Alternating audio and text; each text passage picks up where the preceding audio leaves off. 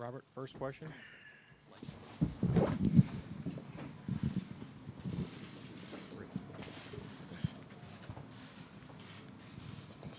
Go ahead.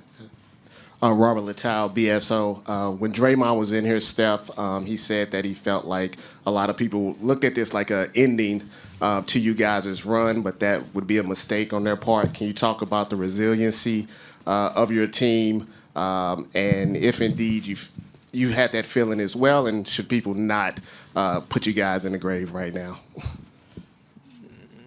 I mean, tough way to go out.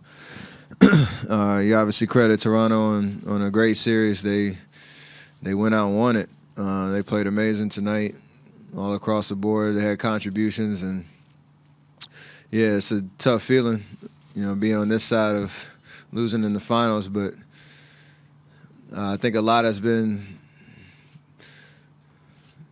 proven about who we are as a team and the fight that we have, and all the adversity that we dealt with, and this entire playoff run, and it's a one-possession game to keep our season alive tonight. So we'll be thinking about this one. It's tough, but our DNA and who we are, and the character that we have on this team,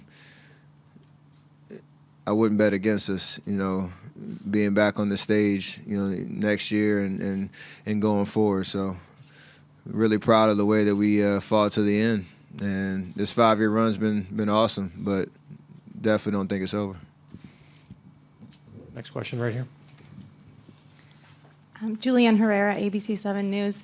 Despite the loss, can you just talk about all the emotions you're feeling that this is the last game at Oracle? I mean, for these fans, this is their Roracle. They love this place. And what are you feeling now that this is really over?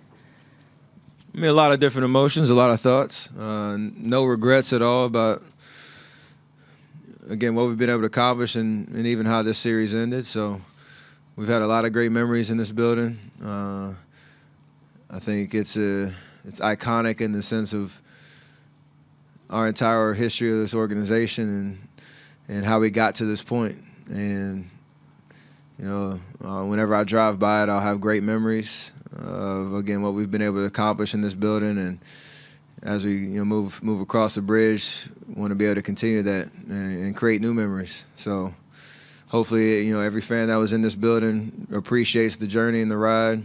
Every fan that was watching how Oakland held us down for 47 years, and turn the page to bigger and better things coming for this franchise. Fourth row on your right, Steph. Steph, Mike Gannon, Toronto Sun. You saw a lot of Fred VanVleet in this series. What do you know about him now that you didn't know before? I mean, he's a gamer.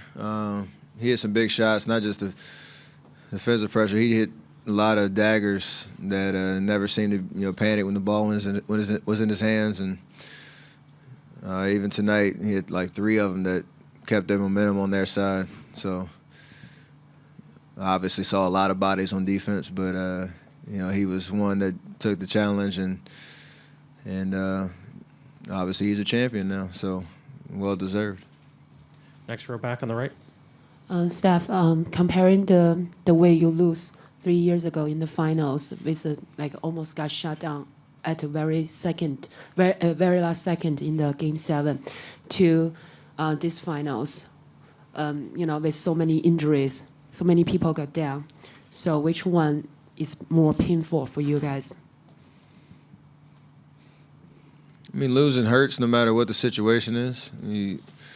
Nobody likes that feeling, whether it's a Game 7 or Game 6 or what have you. But, I'll echo what Draymond said. It's kind of how do you respond and what do you how hard do you work to try to get back to the stage. Soak up this feeling, because obviously we've celebrated, we've had champagne, we've had rings, but this is the more motivating feeling in terms of how do you respond, how do you turn the page to new challenges ahead. So we'll be all right. Mark, Janie, and then Howard, last 3.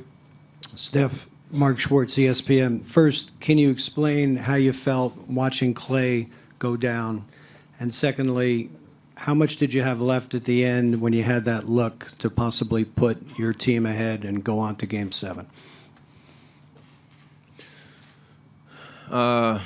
It's just tough in terms of a guy like Klay that left it all out there. He was playing amazing tonight, and to see a freak play like that where he lands awkwardly, I don't know the diagnosis yet, but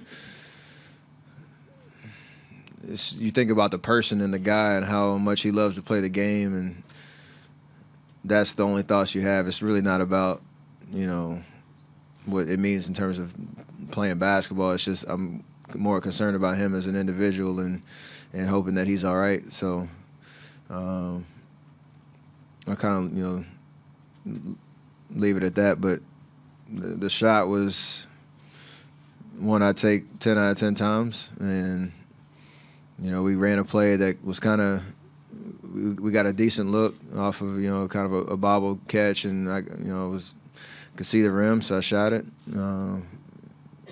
I'll live with that. We always talk about that, myself and Klay, in terms of shots that we take. You live with it, and I'd shoot that shot every day of the week. Janie, back center. Steph, Janie McCauley from Associated Press. You've said so many times this season, how difficult it is to win it all, and how you guys need to cherish every moment together while this team is together. Do the events of the last couple days where Kevin has surgery and Klay goes down just show you how many things have to go right for a championship? I mean, and how things sometimes don't work out. For sure. I mean, in the history of this NBA, you could highlight every team that was supposed to win or had the best team and all the different storylines. And 82 games in a full playoff run, a lot can happen. And it's just a matter of how much you fight and just leave it all out there on the floor. I think the way that we have talked and described this journey and whatnot, I don't think there's ever been a situation where we've taken anything for granted. And that's something I can look back and just we all can hold our head high that we gave it everything we got. To your point about two guys who go down and the game's kind of taken away from them in those moments, it's not a good feeling at all, and it's kind of a helpless feeling in terms of two freak plays that send these guys back to the locker room. So it's tough, but it's part of basketball. It's part of the game. Again, I just hope their recoveries are strong and they come back better than they were before. Howard, last question here on the left side.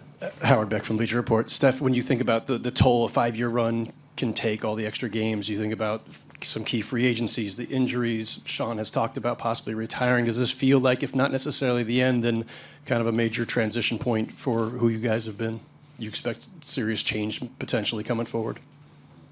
I mean, I'm not sure. There's a lot of, obviously, decisions that will go into the summer, and we'll deal with those accordingly. But,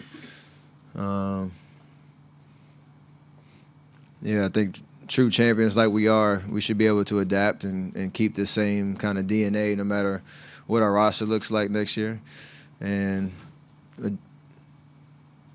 have high hopes about being back on the stage, whether it looks the same or not, or obviously we're changing buildings and all that type of stuff. There is going to be some change, but we'll enjoy this summer. Like you said, it's been a long journey. We've played a lot of basketball.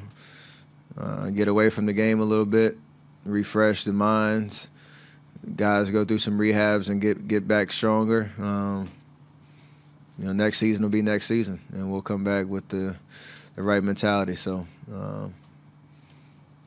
it's kind of hard to talk about because it's a tough way to go out. And it's tough to lose in the finals, but story's not over yet.